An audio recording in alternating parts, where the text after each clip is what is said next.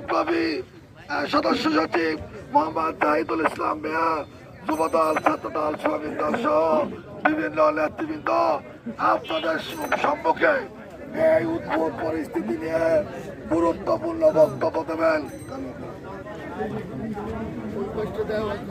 তুমি বলো কে দেবে কখন, বাস শেষ করে দাও। তুমি করবে না, সাইডে এবং বেশি লম্বা করে না, ছোট ছোট ছোট দু একটা কথা।